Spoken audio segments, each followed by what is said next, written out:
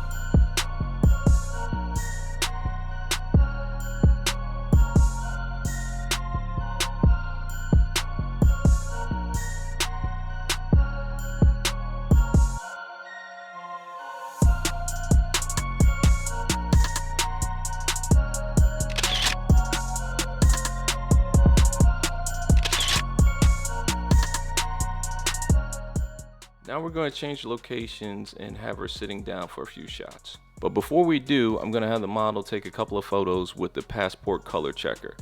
I've recently switched from Nikon to Sony, and I feel like this is almost a mandatory purchase if you're switching over to Sony from a different camera system. In the past, I only used this on commercial shoots and jobs where the color accuracy was very important. Things where you're selling products where the product needs to be photographed the same color as what's going to be delivered to the client.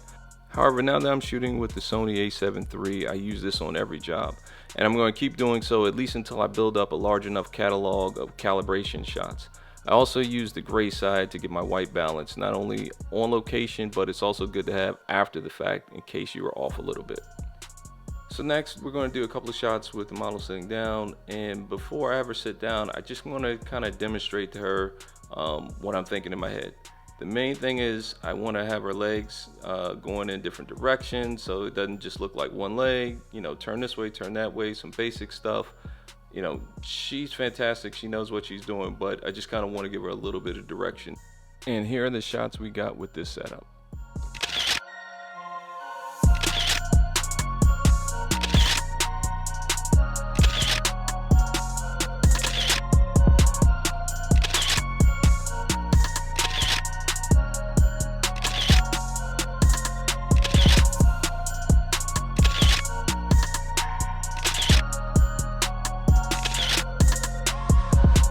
After a quick wardrobe change, we crossed the street and used this area right here. The idea was to get a little bit longer lens and get the palm trees in the background to be a little bit closer. I switched to the 70-200 f4. Wait. I've got the 135 Sony on order. It's just been back ordered, but as soon as it gets in, I'm going to do some videos with that. But for now, I just need to test out this f4 and see how comfortable I can get with it. It wasn't a bad lens, but honestly, I probably should have used a wider lens for this setup to bring the palm trees in a little bit more. I got some okay shots, but this is all we got. One final wardrobe change and a move to the last location of the day. Right now it's about noon. For this set of shots, I switched to the Zeiss 40mm f2. I wanted to try that out, and I'm really enjoying this lens. In addition to it being really sharp, it close focuses as well. So for weddings, I can use it doing some of the ring shots. Now, if this were a commercial shoot for a client, there's some things I would retouch in here. Some areas that I would make lighter, some areas that I would make darker. I'd clean up some of the stuff on the ground. You know, I'd maybe retouch some other things, some of the shadows. But I wanted to present these images to you as real as they could be.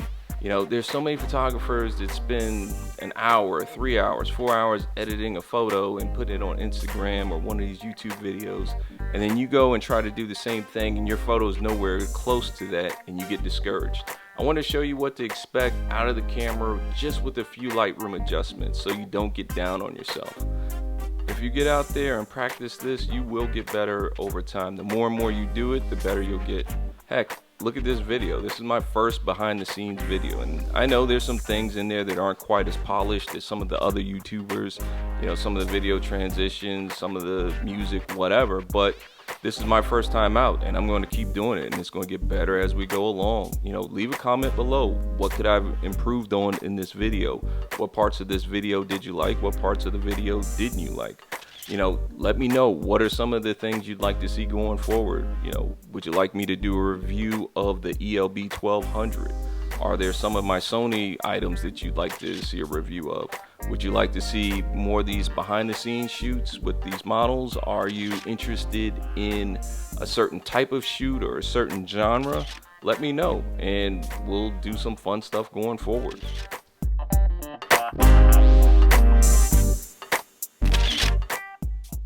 All right, that's the end of the shoot. It was a great shoot. We braved the midday sun here in Florida in July. It is hot as hell, but we had to shoot earlier in the day because it's been so rainy lately. Daz was a trooper. Thank you so much. We had a couple different looks.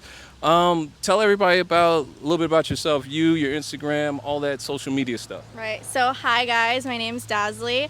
I'm a full-time student, part-time model. I do this for a living and I love it. I might say that I started in high school, and ever since I did my first shoot, I kind of started doing this full-time, and it's kind of like my everyday life now. So. All right. So here's a couple of random questions. Where are you from originally? I was born in New York, but I am fully Colombian, and I was raised down here. Are all Colombian women crazy?